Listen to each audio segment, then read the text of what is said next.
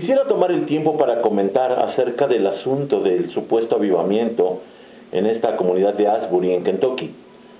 No es que no deseemos los cristianos un avivamiento, pero debemos de tomarlo esto con cuidado. Así que quisiera disponer del siguiente momento para hablar acerca del avivamiento.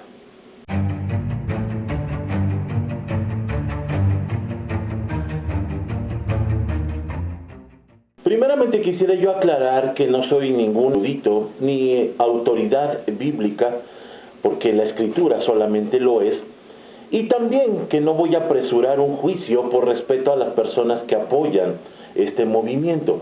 No lo hago por respeto a los de la comunidad, pero sí por las personas que considero mis hermanos.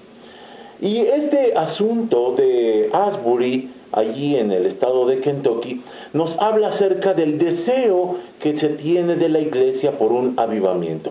¿Cuáles son los hechos?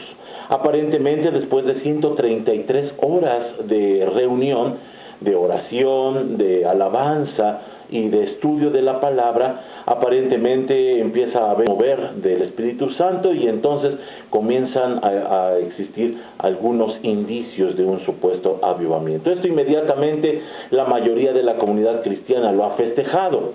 Yo por mi parte lo tomo con muchas reservas por la historia que nosotros tenemos que analizar. Ahora, los avivamientos históricos regularmente siempre estuvieron antecedidos de algunos aspectos importantes.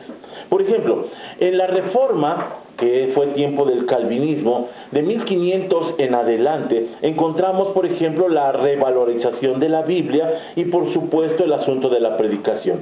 Hubo un movimiento tan grande, tan maravilloso, que llegó incluso hasta el continente americano y nos bendice hasta nuestros días. Pero enseguida encontramos el primer gran despertar.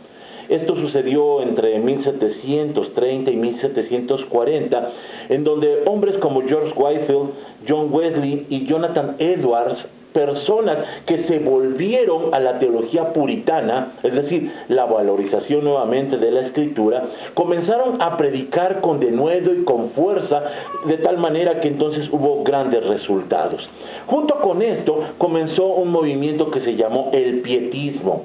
El pietismo que estaba centrado más bien en los creyentes, no era necesariamente ese movimiento dirigido hacia las personas inconversas, pero hubo un gran despertar.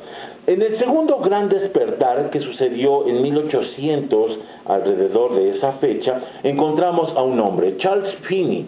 Y en este, solamente la circunstancia que se analiza es que surge de la predicación. La predicación que es emocional, la predicación que es la que provoca este supuesto despertar, ya lo veo con un poco más de reservas.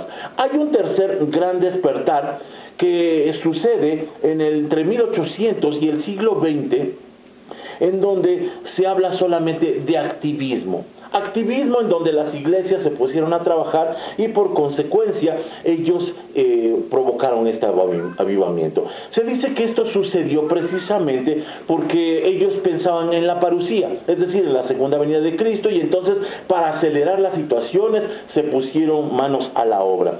Pero de allí, de este tercer gran despertar, surgieron denominaciones como los adventistas, los pentecostés, los testigos de Jehová, asuntos de espiritismo y de ciencia cristiana.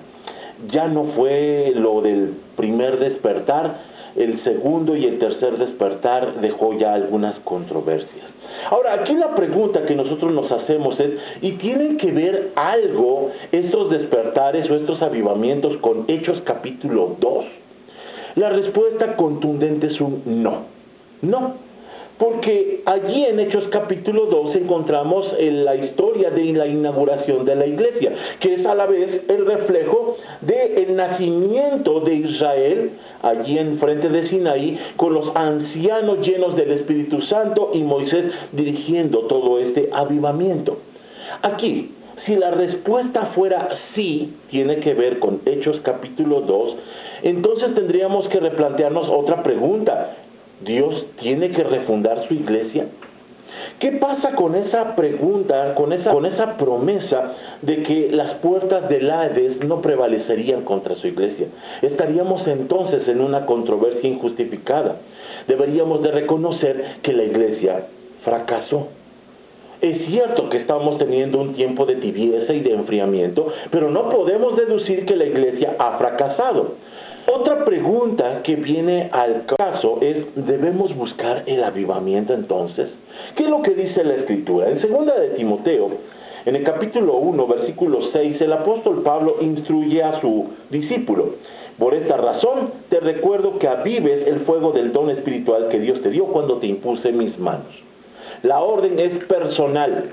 Le dice a Timoteo, aviva ese don, aviva ese fuego espiritual.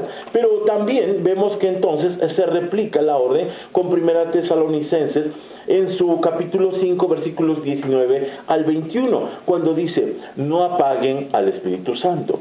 Aquí esto parecería avalar entonces estos movimientos. Seguida dice, no se burlen de las profecías, sino pongan a prueba todo lo que se dice. Y añade, retengan lo que es bueno. Cuando hacemos el análisis entonces de lo que históricamente ha sucedido en estos supuestos despertares, vemos que el balance no siempre fue positivo. Incluso hasta nuestros días seguimos todavía luchando con estas falsas doctrinas que vinieron y se quedaron hasta nuestra historia. La orden, sin duda alguna, es más bien pongan a prueba, verifiquen, para que entonces no seamos engañados. ¿Por qué tendríamos que verificar? Por lo que sucedió en el segundo y tercer gran despertar, en donde hubo más bien activismo, en donde hubo más bien observación de la emoción y no hubo necesariamente una transformación. Así que esto tendríamos por resultado si no tenemos cuidado. Tendría yo que decir que cuando el hombre provoca un avivamiento, puede terminar haciendo lo que los profetas de Baal, en 1 de Reyes capítulo 18, que enfrentaron a Elías, hicieron. Ellos en su afán, en su emoción por provocar a Dios, terminaron haciendo lo que no es adecuado. No nos vayamos a encontrar haciendo algo semejante. Alguien dijo con mucha justicia que quien no conoce la historia está condenado a repetirla. Así que, si no queremos tener estos casos, yo creo que antes de festejar, antes de celebrar, tendríamos que verificar que las cosas se den efectivamente tal cual deben ser según la Escritura.